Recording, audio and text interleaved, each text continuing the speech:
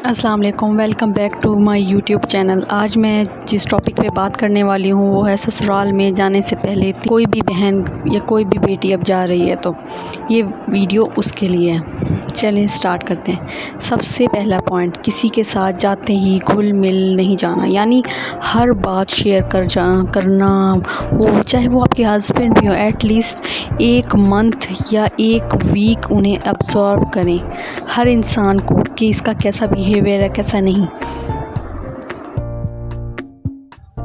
किसी के कहने पर कोई किसी बात का यकीन करना, यानी कि किसी के कहने पर किसी का यकीन कर लेना, यानी जो कहता है कि तुम्हारी नंद ऐसी है, तुम्हारी सास ऐसी है, तुम्हारे हस्बैंड ऐसे है, क्योंकि आपके साथ उसका बिहेवियर चेंज होगा, वैसा नहीं होगा जैसे उस इंसान के साथ होगा जो पहले से ही वहाँ मौजूद है। मोस्ट इम्पॉर्टेंट पॉइंट ये है कि अपने हस्बैंड को हर बात नहीं बतानी, यानी कि हम बहन भाई में बहुत प्यार है, मेरे माँ बाप में बहुत प्यार है, ये कुछ भी चाहे नफ़रतें भी हैं, आप ख़ुद उसका पॉइंट ऑफ व्यू चेक करें।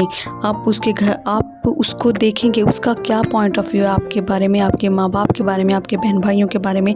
ये गलती बहुत ज़्यादा गर्ल्स कर देते हैं कि जाते अपनी सारी बातें, मतलब बहन भाइयों की, हम ऐसे लड़ते थे, हम ऐसे प्यार से बात करते थे, हम एक दूसरे की चीज़ें यूज़ कर लेते थे। नहीं, हमें नहीं पता अगले इंसान का पॉइंट ऑफ व्यू, इसलिए एट लीस्ट एक वीक तो सिर्फ ऑब्ज़र्व करें प्लीज़।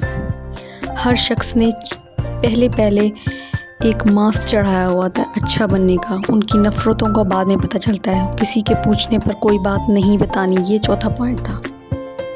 पांचवा पॉइंट है, अपने मैके से ही ख़ुद को मजबूत करके जाएं, यानी कोई ना कोई स्किल ज़रूर सीख के जाएं। अगर आप पहले कोई जॉब करती थी तो उस जॉब को कंटिन्यू करें, किसी की वजह से उस जॉब को प्लीज़ मत छोड़ें, और किसी ना किसी स्किल में ज़रूर महारत हासिल कर जाएं। वो आप चाहे ब्यूटिशियन बन जाएं या कुछ भी, स्कूल में जॉब कर लें, कुछ भी।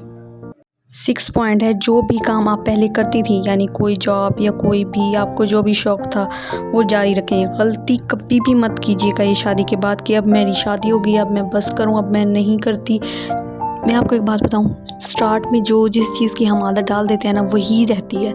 आप अपने हस्बैंड को कहेंगे मैं जॉब करती थी जो मैं अब भी करूँगी। और सबसे मेन बात, अगर आप कोई स्किल सीख रही हैं या आपकी कोई जॉब है तो आप निकाह से पहले इस बात को कंफर्म कर लें कि वो आपको करने देंगे या नहीं, क्योंकि बाद में इस बात पर बहुत ज़्यादा बहस होती है। शादी के 2-3 दिन बाद ही अपनी हदूद बना लें, सोच लें कि आपने क्या करना है क्या नहीं करना, क्योंकि इंसान दावतों में इतना मगन हो जाता है, इतना अपने आप को पीछे छोड़ देता है कि जो कहता है हाँ ये पहन लो, ये कर लो, ये ठीक है।